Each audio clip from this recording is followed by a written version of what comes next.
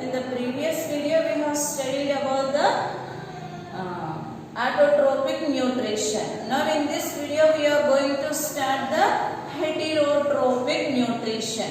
In the world, almost 80% of the organisms are depending on the others. So in almost all the living organisms, whatever the nutrition process is taking place is called as a heterotrophic nutrition. The organisms who are depending upon the autotrophs, those are called as the heterotrophs. And the nutrition is known as the heterotrophic nutrition. Already few divisions we have studied in the lower classes. That is the carnivores, herbivores.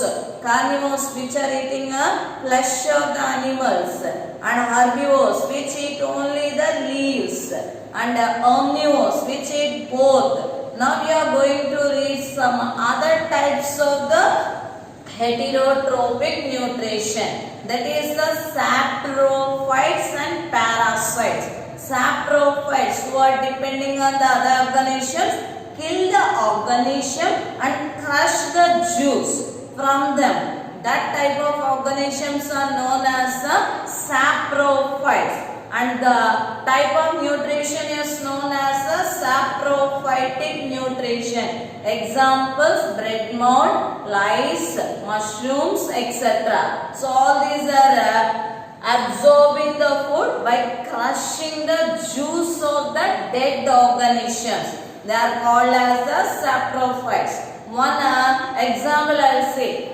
Say in our house's tomato you have seen, when it is spoiling, some juice is releasing outside and the tomato increases to small size. Means in that juice, if you observe under the microscope, several microorganisms will observe sucking that juice. So that type of organisms is known as saprophytes.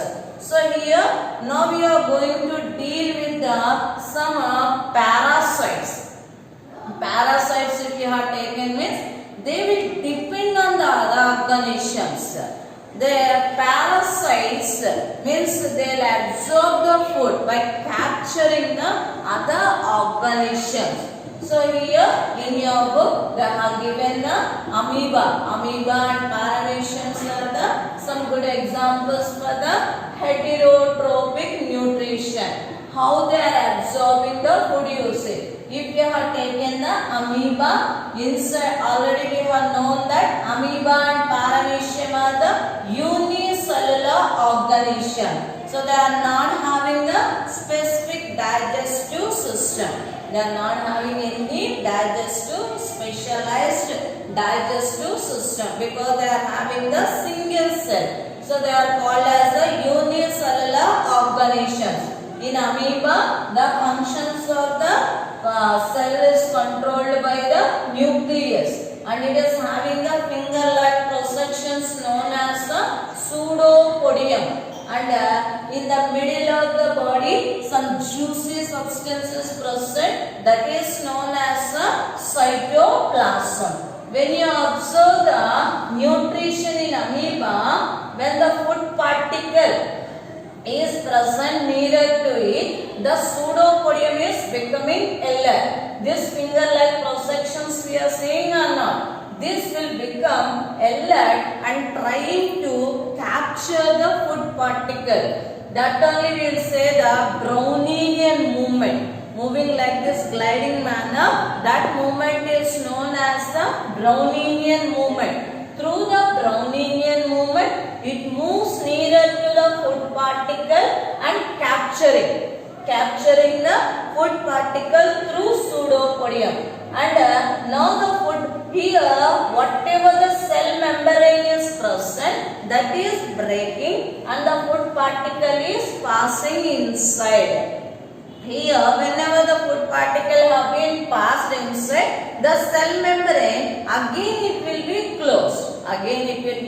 closed. Now the food particle enters into the food vacuole, and food vacuole is digesting the food particle and releasing the waste outside. Again this waste passes through to the cell membrane, and the cell membrane breaks particle is releasing the waste material. So this type of the nutrition is seen in amoeba. In amoeba, the nutrition is known as the heterotrophic nutrition. With the help of the Brownian movement, the pseudopodia is moving and capturing the food particle. Now the food particle attaches to the cell membrane. Now cell membrane breaks and the food particle is passing inside. Now this food particle is taken by the food vacuole and food vacuole is digesting that food and you are taking the useful substance and releasing the waste towards the cell membrane. Now the cell membrane opens or breaks, the waste will be released outside and the cell membrane will be closed. So this is the nutrition in amoeba. When you come to the paramecium, paramecium is also one more example for the heterotrophic nutrition. This paramecium is known as the slipper animalcule organism. So in this also it is depending on others. So how it is depending? See, here we also, you all of you know paramecium. So it is having the cilia-like structures. These are called as the cilia-like structures. Here, cilia are playing an important role in capturing the food particles. So with the help of the cilia, the food granules will be captured. Yeah. Now the food granules moves into the oral groove. The mouth of the paramecium is known as the oral groove. With the help of the oral groove, it moves inside. This whole part is known as the cytophase. The food granule enters into the oral groove. Through the oral groove, it enters into the cytophase. From the cytophase, it enters inside the body. This is known as the cytoplasm. In cytoplasm, several food vacuoles will be there. So whatever the food granules entered into the food vacuole is taken and passing from one food vacuole to another food vacuole, another food vacuole to another food vacuole. Like this, several food vacuoles will be there. So all are connecting together and helping in the digestion of the food particles.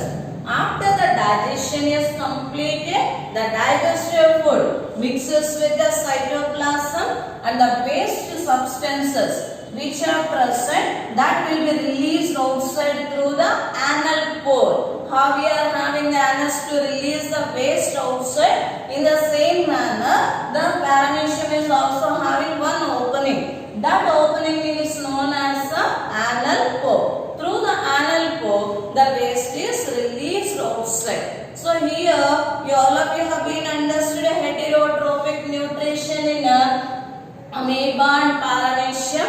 I have explained two only. But here, like this in the world, so many heterotrophic nutritions are there. For example, if you have studied insectivorous plants, they are also considered as a heterotrophic nutrition. Actually, in the previous lesson, what we have studied, plants are the photosynthetic organisms. They are preparing their own food material. But in insectivorous plants, photosynthesis is there. But along with the photosynthesis, they capture the insects. They will eat the insects and they will prepare their own food. Those plants are called as the insectivorous plants. Next example, dodon, etc., sun trapper, etc. plants. Now, along with this, saprophytic, parasitic, herbivorous, carnivorous, several are there. When you come to the man, already we have studied the man, no? The nutrition in man is called as holozoic nutrition.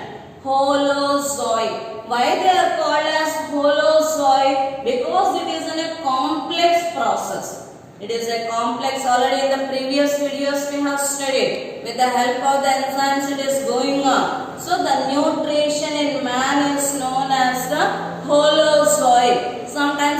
examination they'll ask you the explain about the holozoic nutrition means you have to write about the digestion in man. So this is about the heterotrophic nutrition. So next we can study the heterotrophic nutrition in plants. Pascuta. So in the next video we can complete.